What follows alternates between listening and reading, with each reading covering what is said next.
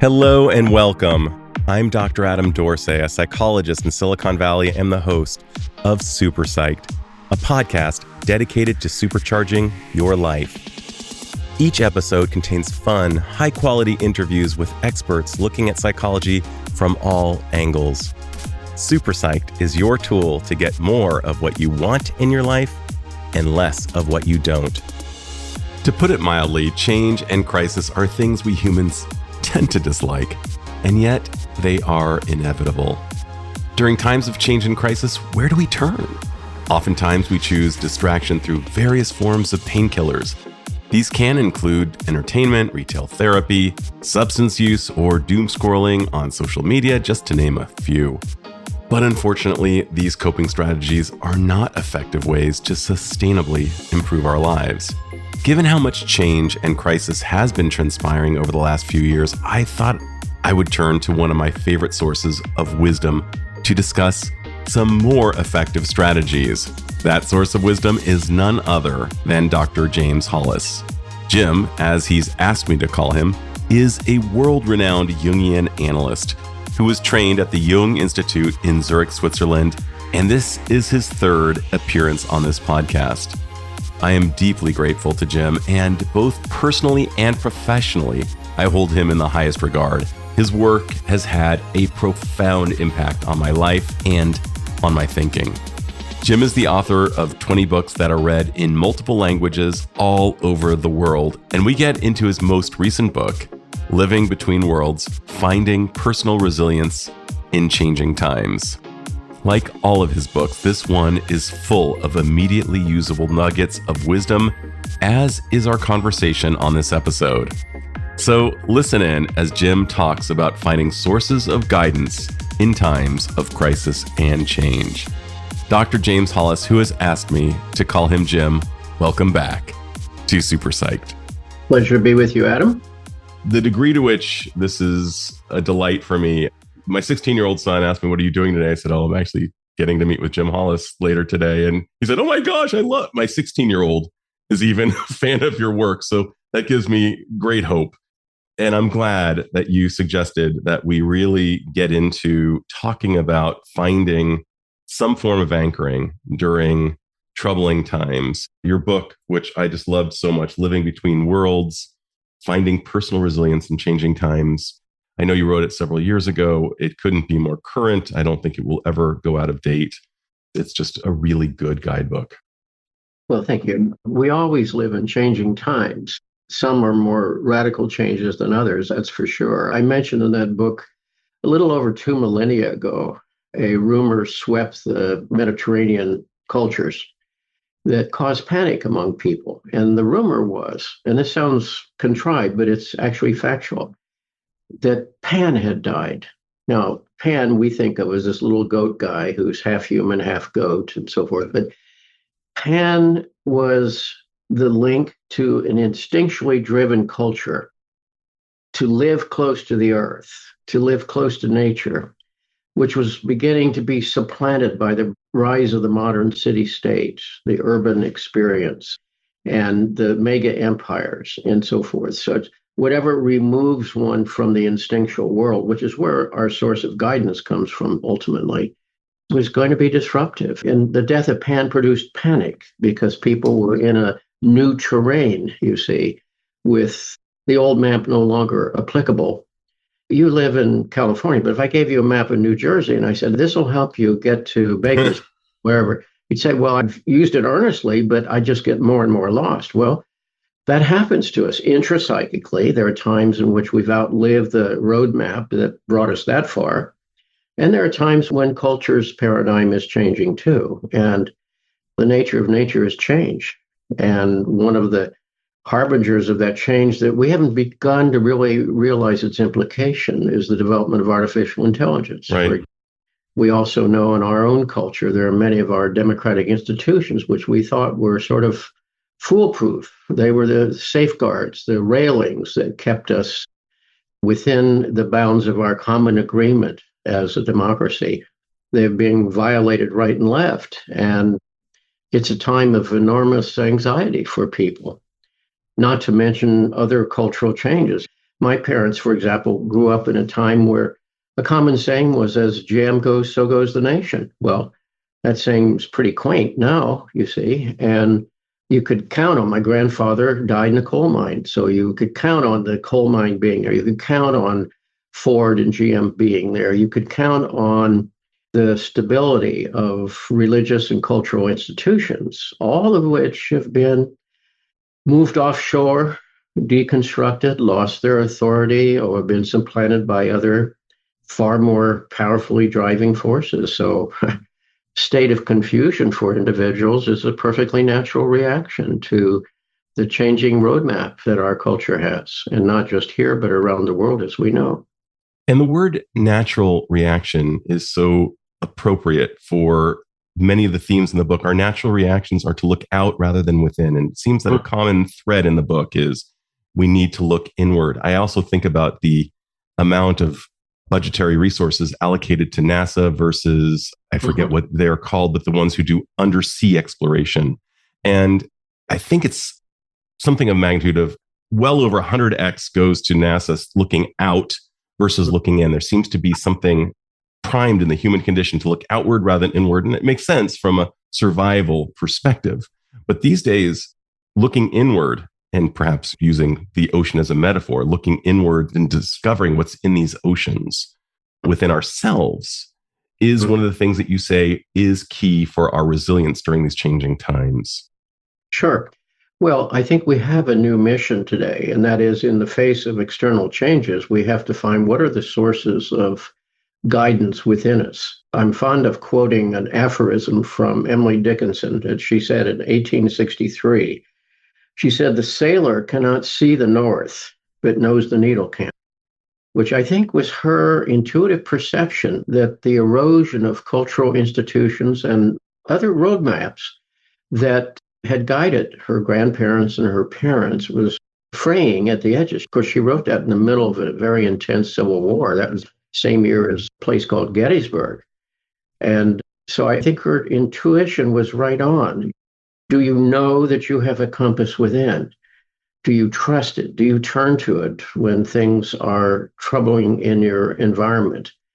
See, we all start with that sense of guidance, which is called instinct, but we're, of course, tiny, vulnerable, dependent, and at the mercy of whatever is happening around us. So it's understandable that we start trading our instinctual guidance for fitting into the situation, to the family of origin fate has thrown us into, to the time and place and culture and environmental circumstances that are operative. All of these things are more powerful than the child. And our capacity to adapt is partly how we survived as a species and how we survive as individuals. But of course, the greater I am adapting to circumstances out there, potentially the more I become estranged from my own internal compass, and the more I begin to separate from those sources of guidance that we have within each of us. So that's why, in a sense, we become adaptive creatures, but also what Nietzsche called us the sick animal, meaning by that phrase, the person who has to adapt to cultural forms as opposed to the natural forms. And of course, we understand every child needs some kind of socialization. I need to learn to stop at stop signs. That's appropriate. To use a knife and fork and not take my siblings' food, etc. I mean, a minimal amount of socialization is essential for the cohesion of any family or society. However, again, the greater the adaptation, potentially the deeper the personal estrangements, which is why our friend psychopathology shows up. Now, that's a peculiar sentence, you must admit. But from a psychoanalytic standpoint, we have to welcome, and I put that in, welcome psychopathology, because it's what tells us through the autonomy of our human psyche that something's amiss, that something's not working for us, that something needs to be addressed. It forces us to look within. Usually what happens when a person experiences symptomatology, what they do is, and understandably, is do more, possibly better, what they were already doing, which is sort of like finding yourself in a hole with a shovel and working harder, and the hole gets deeper. Yep. So it's in those circumstances that we turn to the tools that got us that far. I had a client when I was living in Houston who was a member of AA, and he said the saying in his group, which I thought was applicable to all of us: "This isn't working for me, but I do it so well." It's a great line, It's a great This isn't line. working, but I've learned to do it well. And those are what our adaptations are. And yet, what that does, of course, is dig our hole deeper in whatever form it takes. And so naturally, then one looks to change one's outer relationship, change your job, change your geography, what I used to call the Seattle solution. Once I was speaking in Seattle and I caught myself mid-sentence, I had to say, oh, that's the Miami solution. In other words, let me just get away from this in the conscious sense of that term, but it follows us, whatever the issue is, the unlived life or the unconscious factors and so forth. So, which is one of the reasons why when people start to do some kind of assessment of their lives and wonder, why did I make this decision versus that decision and so forth? Well, at some level, forgive yourself. You didn't wake in any given morning and say, well, today I'm going to do the same stupid counterproductive things I've done for a long time. We set off trying to do as well as we can, given the information we have at the time. But then we have to start doing the forensic examination and say, all right, but what was that choice in service to inside of you? Which is a deceptively simple question, but it's not simple because it takes us into the realm of the unconscious. And as we all know, the problem with the unconscious is it's unconscious. It's not real, but it requires us to start critiquing our best efforts from another standpoint. And our friend psychopathology, he repeats that strange phrase, is what got our attention, which forces us to say something's not working here because something inside of me has revolted. And part of this work has to do with intuiting, recognizing, confessing somehow there's something inside of each of us that knows us better than we know ourselves, that has our health, well-being, and our development at its core. It wishes choices from us that won't necessarily be easy, may require courage, persistence, the willingness to risk. And that's not pleasant to the ego. But the price of that is somehow the sabotage of your life journey. And when that happens, something worse occurs. And our psyche registers that. There's a betrayal of the good faith relationship intrapsychically. So something in us knows the avoidant patterns we have. Something in us knows the delay, the procrastination, the rationalizations, and so forth. And somewhere we have to recognize, well, I didn't deal with that issue. And it hasn't gone away. It's come back maybe in a different venue, but now I have to deal with it. You make note of one of my all-time favorite quotes, and it comes from Jung, and I've heard it said in many different ways. What is denied inwardly will come to us in the outer world, and we will call it fate. I've also heard it said as, until we make the unconscious conscious, it will drive us and we will call it fate. This seems to be at the heartbeat of the book, and the idea of us getting more intimate with ourselves. You are a big fan of Solitude. You are a big fan of listening to the signal of psychopathology, not just putting black tape over it as if we were driving in a car that said check engine and we just put black electric tape over the check engine sign. You're saying get curious about it. And one of my all-time favorite rhyming aphorisms is get curious, not furious, because when we get furious, we look outward and we don't really think about maybe what's going on inside. But so many of the beautiful teachings in this book relate to this idea of becoming more intimate with ourself. And I was wondering if you could talk about the self as it relates to Jungian thought and how becoming more intimate with ourselves will help us in terms of finding our true north. Well, a couple of things to be said there. First of all, I wasn't advocating by solitude that one goes to become a monk somewhere. Right. But it does mean that individuals have, by and large, ceased having moments of presence to themselves.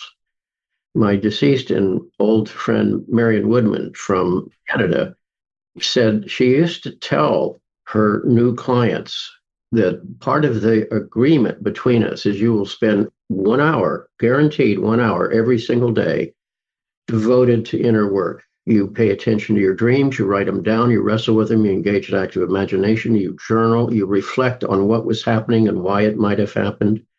And she said, invariably, people say, well, I don't have that much time. And then she says, well, then you're not serious about this work yet. If you don't think that working on your own healing, working on the agenda of your own soul is worth your time, then I have nothing to offer you. So I think there's something profound in that, that much of the organization of our outer lives and abetted by, of course, a culture whose chief purpose is distraction and entertainment and diversion 24/7, is there as a treatment plan for existential anxiety to help us avoid confronting ourselves. Blaise Pascal once said, all of our problems stem from one source, and that is we can't afford to spend an hour of our day in our own company. And he said that in the 17th century, before Home Shopping's network, before modern internet. And there's truth to that. So what we're talking about is frankly just paying attention.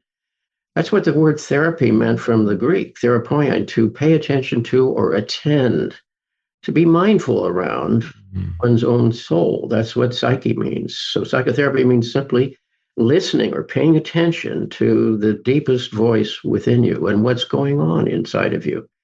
Asking some forensic questions. What was that in service to inside of me?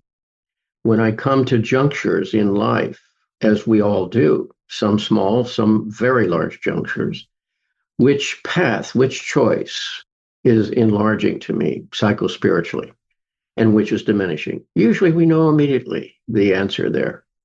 And to recognize most people don't really have permission to live the life they want to live. I'm not talking about narcissism. It's rather about find something worthy of the investment of your soul's energy.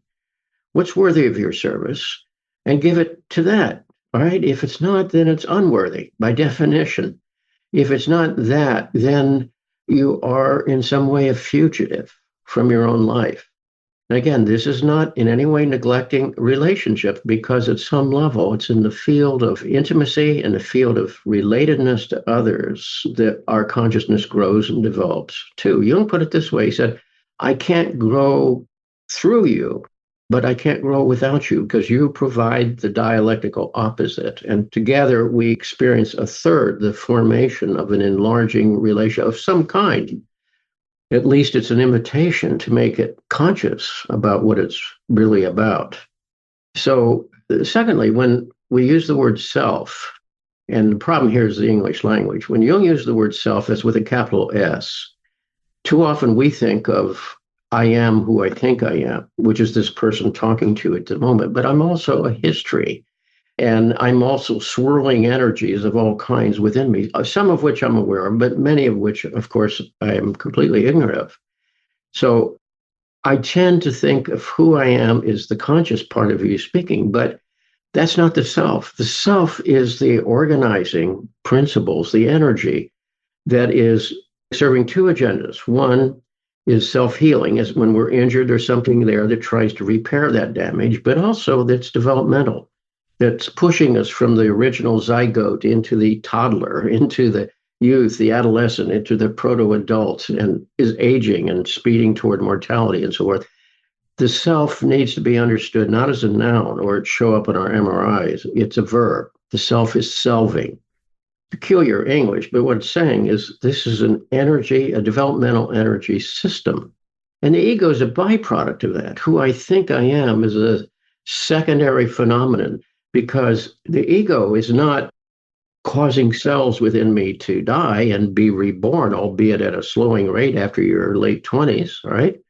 After 27, it's all downhill. And the self is growing your toenails. Self is digesting breakfast. The self is engaged in all of those activities to maintain the organism in service to its purposes.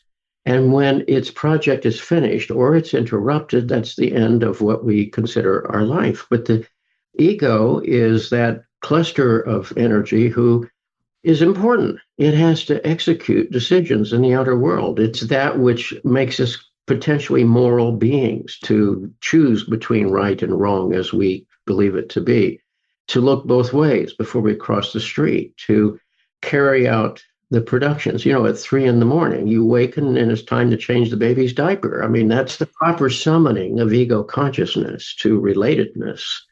On the other hand, I am not my ego, right? A friend of mine said once, I think it was maybe even based on a country and Western song, my ego ain't my amigo anymore. So as we know, there are times we get very much in our own way. We get separated, we get split. There's an old negative term called neurosis. You see, it's not about your neurology, though it's measured in your neurology. It's really about conflicting values that are going on intrapsychically. And part of our paying attention is to discern what values are in conflict here. So that's an invitation to a kind of inquiry, which has the single best prospect, ultimately, of clearing up our relationships and clearing the pathway for us to live a life that's more satisfying, as defined by the psyche, not necessarily by the culture. Right. Once again, looking in and seeing who this unique kind of series of features is this person who is basically me. Busta Rhymes had a great line from one of his raps, check yourself before you wreck yourself. And I think that so much of what you're talking about in this book, whether it's through journals, dreams, active imagination, one of the things you said about dreams that just blew my mind, and I'd never heard it said quite this way, was there is part of you that knows yourself better than you know yourself. You said earlier today. And I'm wondering if you could just break out some other basic things that we can do to be more connected to our truths, to meaning during these profoundly changing times. What are some basic brass tacks? One of the things that you actually describe is that when you're going down to your car from your home, you have a 6-word mantra, which is shut up, suit up, and show up. I did not expect to see that in the book. Shut up, suit up, and show up. What are some things that people can do so that they can remain anchored during these times of great change? Well, once again, there's several questions here, so let me try to I'm sorry about that. No, that's okay. That's all right. That leads to a richer conversation. Let me just mention that so-called mantra there. That was something I wrote for myself. I've shared it, and a lot of people have emailed me that they've put it up on their fridge or and again, I say this to myself. I say to myself every morning, mentally or literally, shut up. And I mean by that, look, don't whine. Life is difficult for most people, for all of us at some point.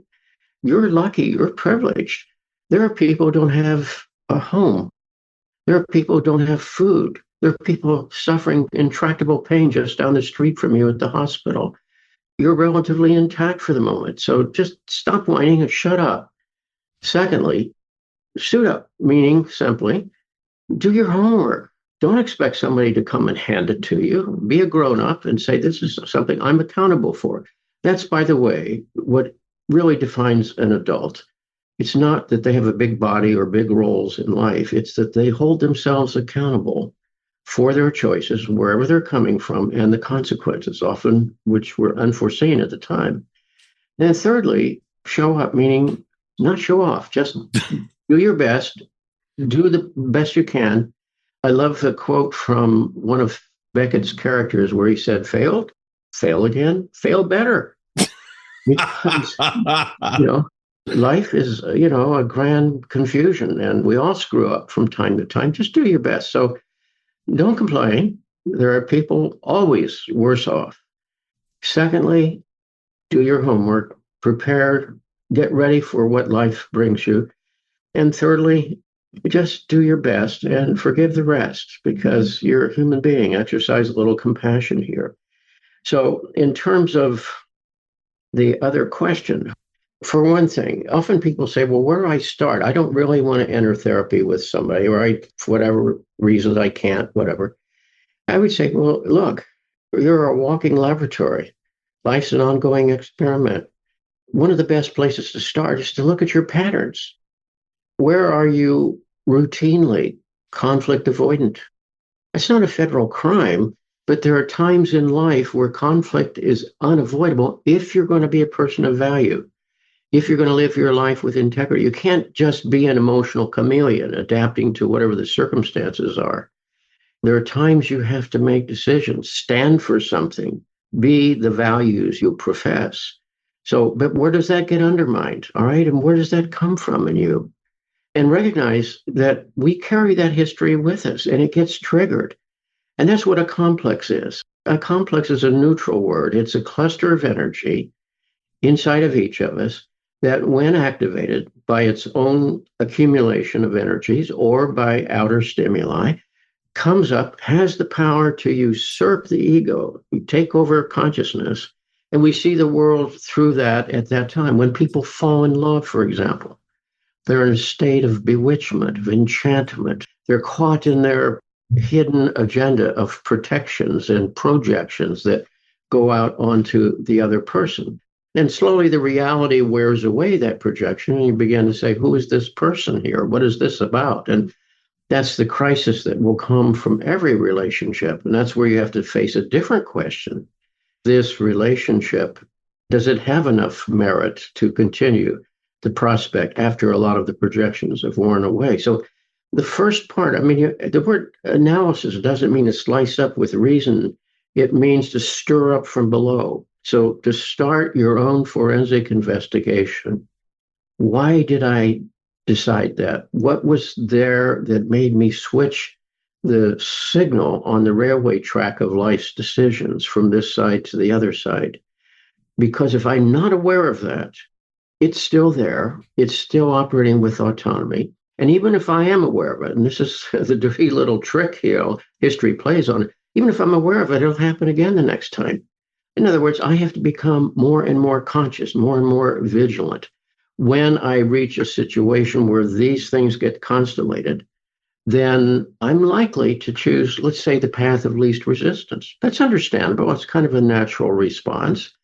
But it also puts you back into this place, which is very unhealthy for you. Again, because something inside of you knows.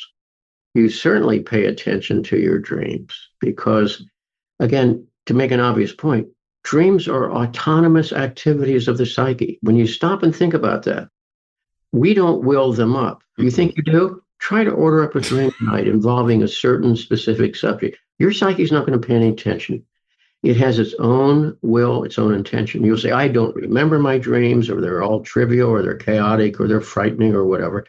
Okay, these are good reasons just to avoid it, right? Once again, that work goes on autonomously. I was interested to see in a recent study of dreams that if you live to be 80, and I'm well over that, 6 years of your life are spent dreaming, which is extraordinary, not sleeping.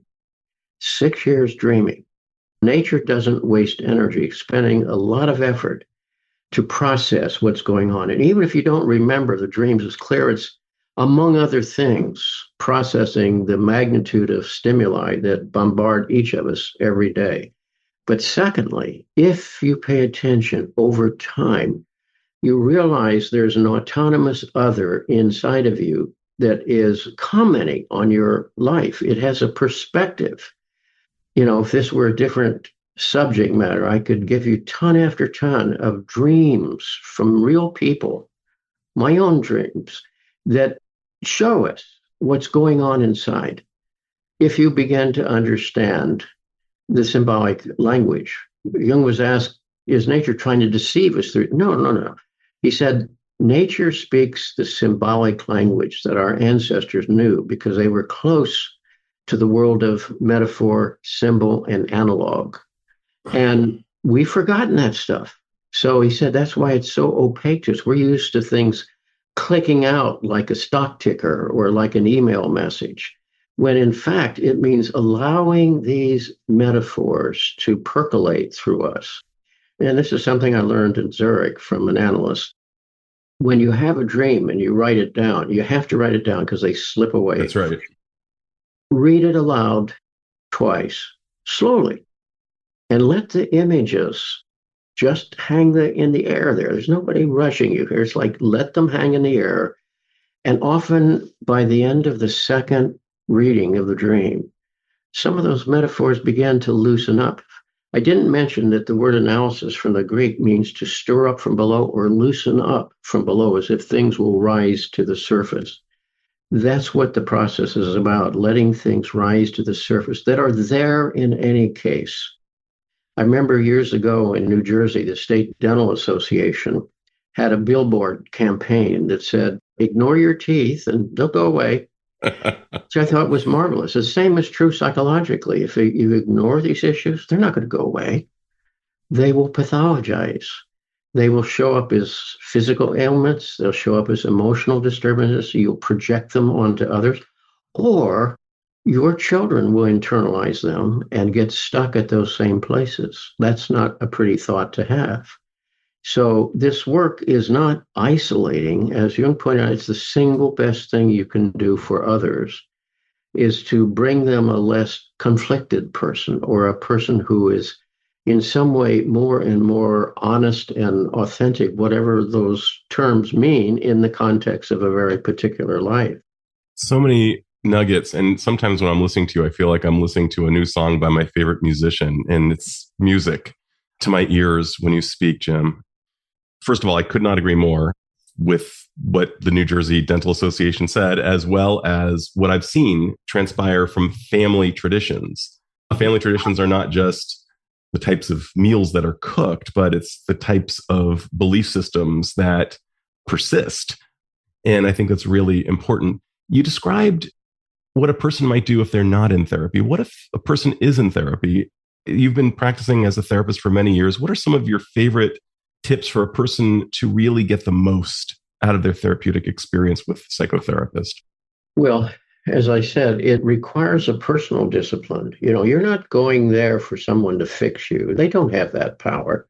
Somebody, I suppose, thinks when you go to graduate school and you study social work or nursing or medicine or psychiatry, whatever, they tell you secrets about life. Well, you learn some techniques for investigation, but life's a big mystery, and the path is different for each of us.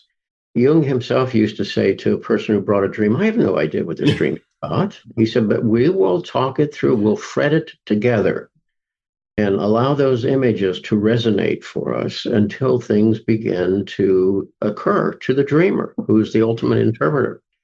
So I think it has to do with becoming aware, which I think has to be a disciplined awareness. I already mentioned Marion Woodman asking the person to do an hour's work for each day.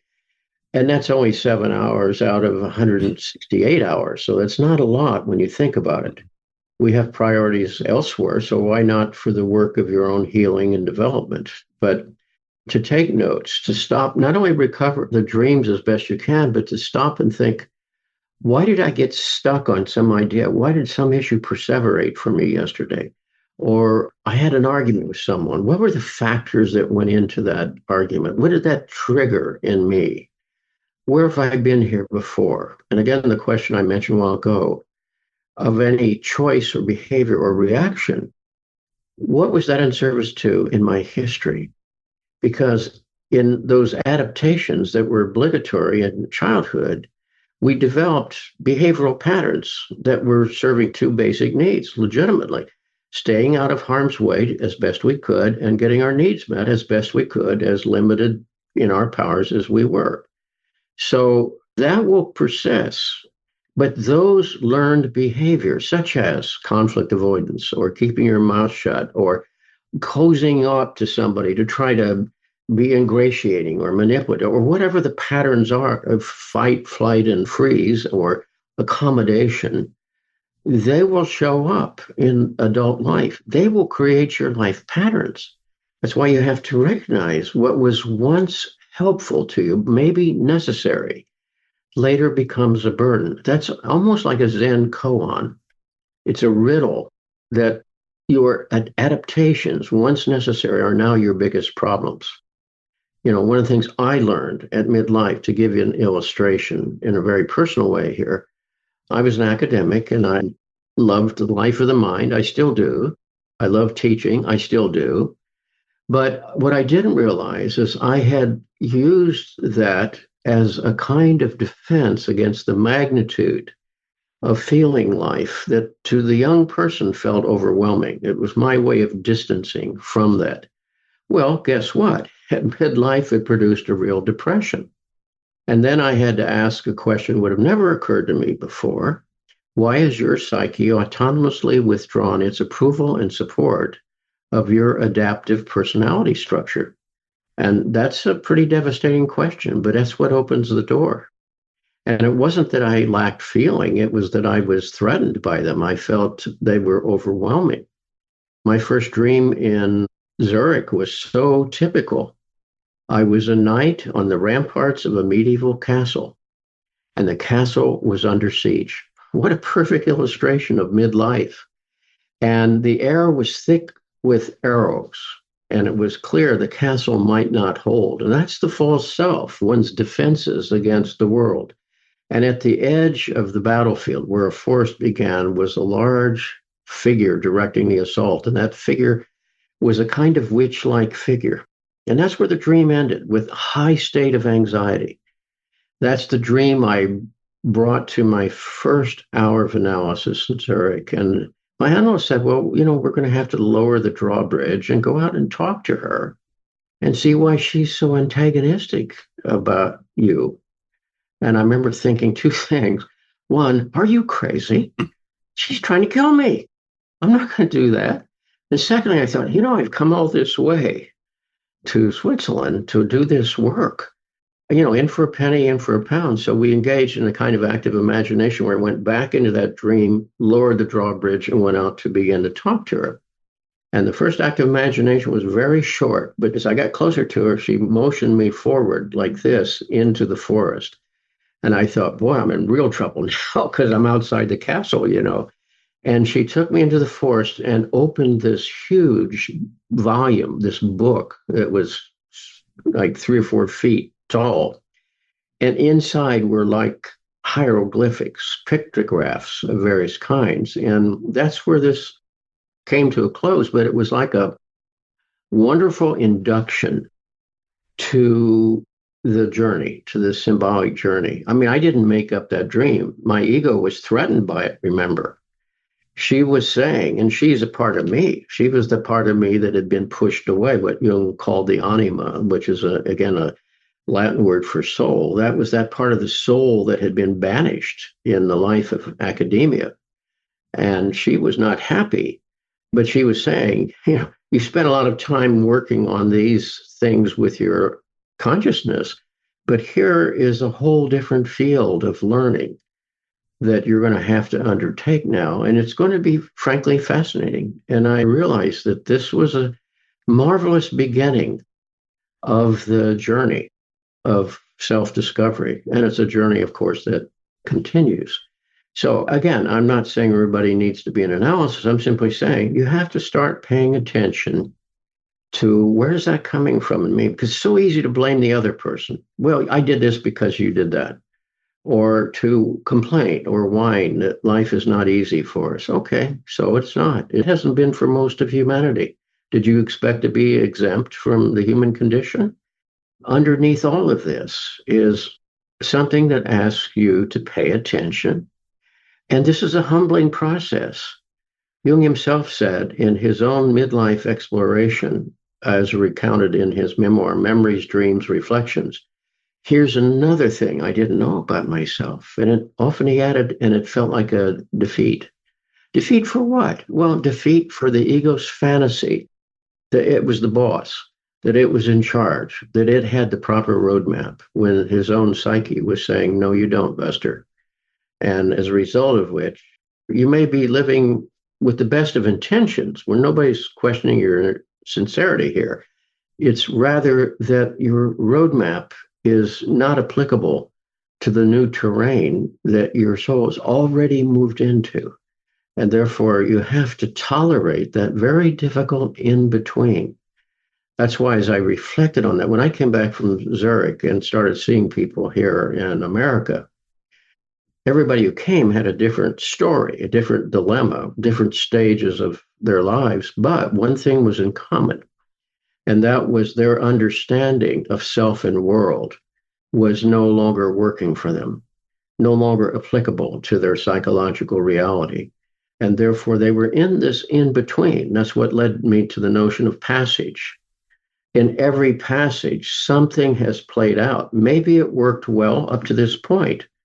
But again, it's like having a map of Indiana and your car's already in Iowa, so it doesn't work anymore. Or it never worked, but you're in the in between. And the in between is something that you have to survive. And you carry on your life as best you can. But some part of you has to be deconstructing the old assumptions in order to open to what is now asked of me.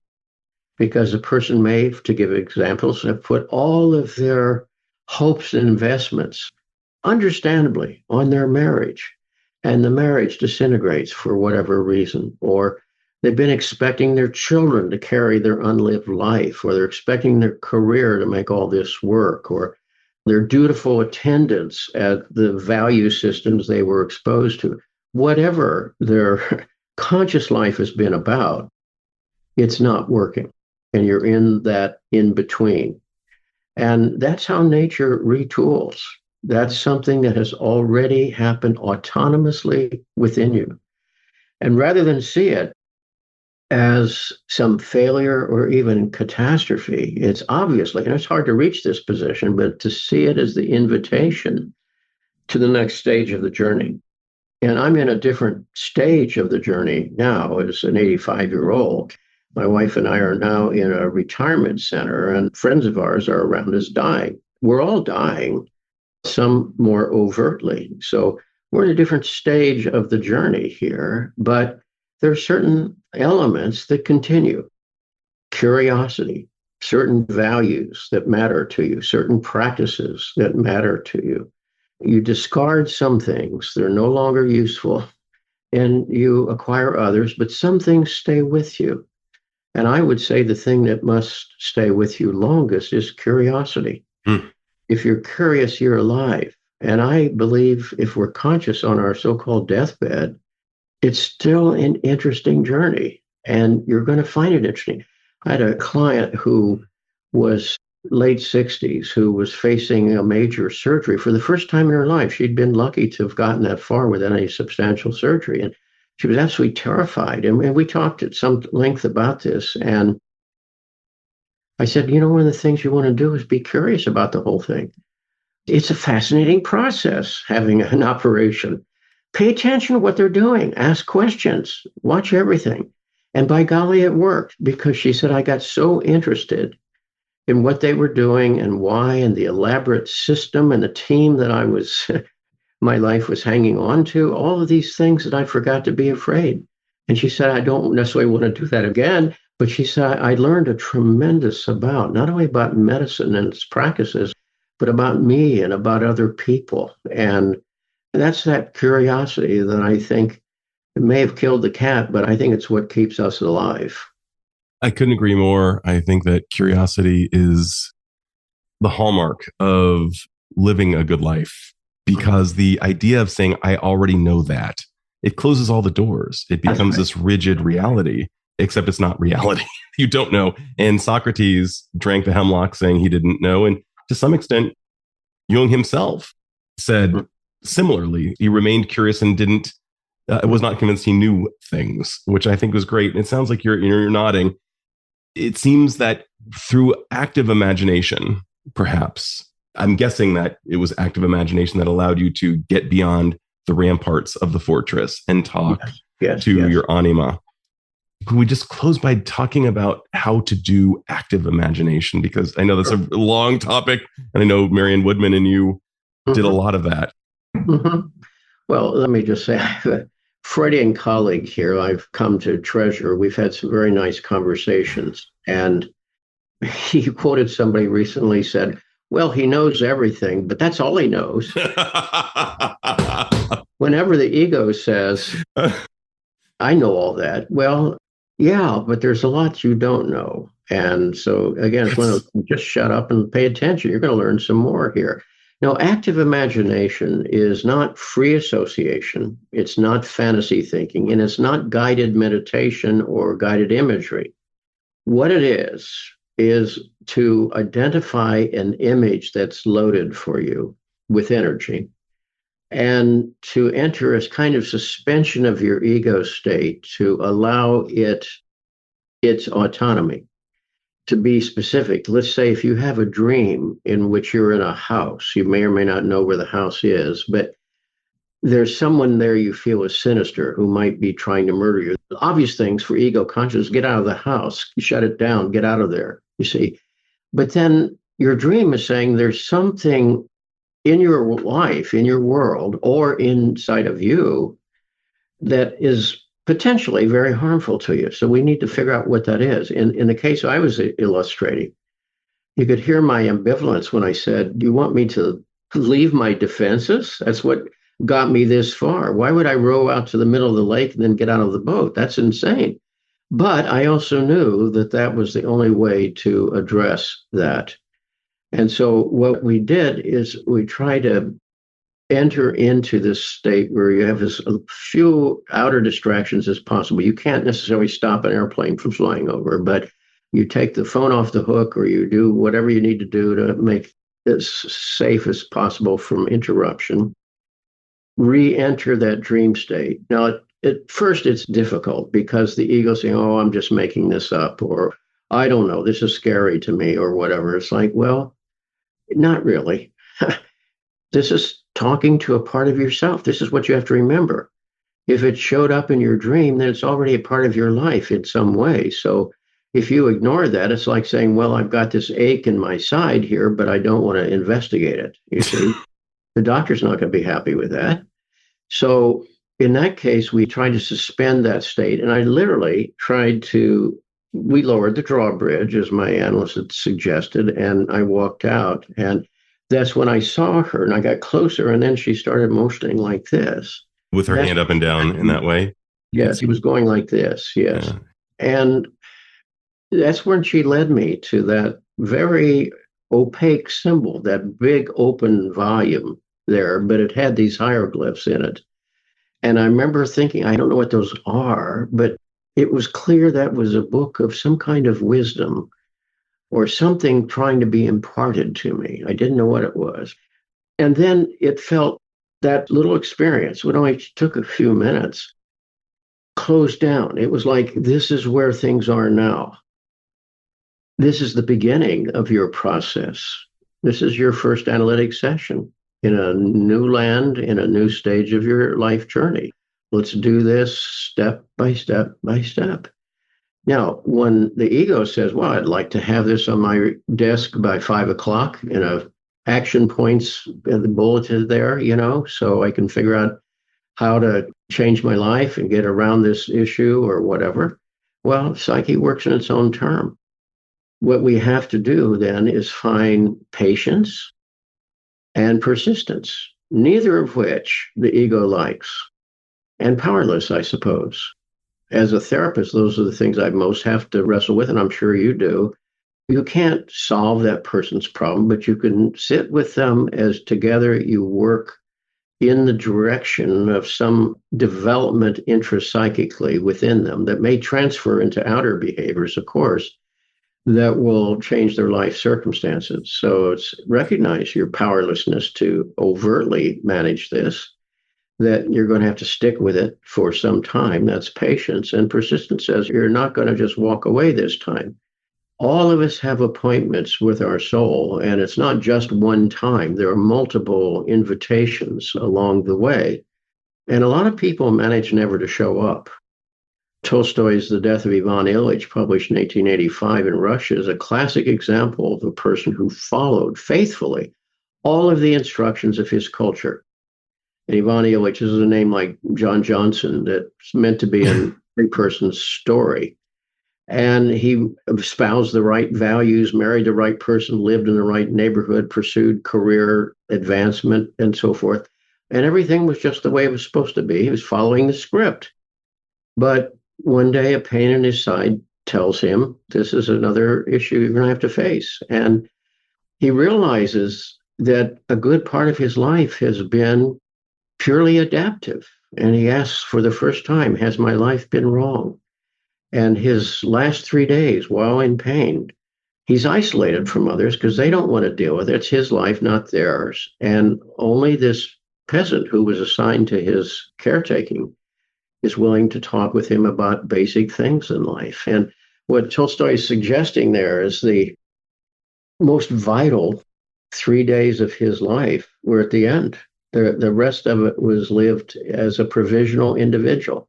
I'll do this as if it were the reality, as if I were a real person. I had a client years ago, and I actually mentioned this at the end of that book, Middle Passage, who had been dutiful and frightened and lived her entire life governed by fear and the adaptations of hiding out as best she could. And then she learned, and this is what brought her to therapy, she had a terminal cancer. And so she realized how much of a role fear had played in her life, which it plays a huge amount in most of our lives for understandable reasons. Because again, it's one thing to have fear, that's human and universal. You shouldn't judge that. It's something else to live a fearful life. When that prevails, you've shut down your journey in some way. I said when it prevails, we don't escape it. I'm afraid of doing programs like this. I'm a card-carrying introvert. I live in a family where you don't reveal anything because you have to hide out. So something like this ordinary conversation takes, I don't want to overdo this, but it's an act of will and courage in its own way. Shut up, suit up, show up. And so she took up things literally while dying. She took up skydiving of all things and a martial art. And she said, and I'll never forget this, she said, I wish I'd learned this another way earlier, but this being this illness, it was cancer, the best thing that ever happened to me, because it forced her to recognize the avoidant role that her life had been organized around. That's not a federal crime. That's an understandable adaptation of a child. She was in her 60s when this happened. She was still being governed, understandably, by the child adaptations, as most of us are a good part of the time. The moment I'm not aware, that takes over, no matter how insightful and experienced you are. There's never a deliverance from that. We carry that history with us. It's a set of reflexes. But if we only live reflexively, no wonder. That's why I say you have to start with your patterns. You don't waken again and say, well, I'm just going to do my life over again in the same way today. But chances are you will, because those are the learned reflexes that are ostensibly protective and ostensibly productive until they're not. And that's when our friend psychopathology shows up and says, no, wait a minute, here's something you're not looking at, something you're not living. And your psyche has an agenda that is asking for respect at this point. And if you don't respect that, it's going to increase the disorder that you're carrying within, or maybe acting out in the outer world, or trying to anesthetize. And your treatment plan is not going to work. And we'll just have to escalate the symptoms. So that's what tends to bring people to therapy. Love that. Well, Jim, you've been so generous with your time. I just want to just name a few things that you'll get from this book if you decide to invest your heartbeats in reading it, because I recommend that you do. It's almost like a guidebook, or almost like a travel guide for these troubling times, living between worlds. Some of the things that I derived from it, and we did not get into, was that literature may be one of the most important things for us to read for character studies and for just our own edification. The idea that closure does not exist, and you'll have to find out what that means, especially as it relates to grief, which has its etymological roots that are shared with grave and gravity. Active versus passive suffering, you'll learn about that. And so, not just kvetching, but actually looking at the thing that's causing you strife and dealing with it. And that fear is inevitable. That fear, unless one is psychotic or delusional, we will experience fear, but it cannot dictate the totality of our lives, because if it does, we will not have lived. So, Jim, I don't know if that's a reasonable summation of some of the things that I found in this treasure hunt throughout your book, which I loved. And I'm just scratching the tip of the iceberg. Literally every paragraph has nuggets, and that is not an overstatement. I'm not trying to oversell this. I don't generally get into it as hard as I am, but I just think it's that salient of a book for people's souls at this moment. So I want to thank you for having shared your wisdom with my listeners, for having written this book. I cannot thank you enough, Jim. Thank you, Adam. It's a privilege to know you and to have this kind of conversation. And these kinds of conversations are helpful to me because they force me to sort through the traffic inside and say, but what is this about really? And where do you stand here? And how do you understand that? And how is that changing for you? It's like, again, it forces me to be curious and attentive. And those are useful tools for the rest of this journey. So I wish you and your viewers well here. Thanks so much, Jim. This is Dr. Adam Dorsay thanking you for listening to SuperPsyched. If you know anyone who might like it or who might benefit from listening, share it. And if you like the episode, please hit subscribe.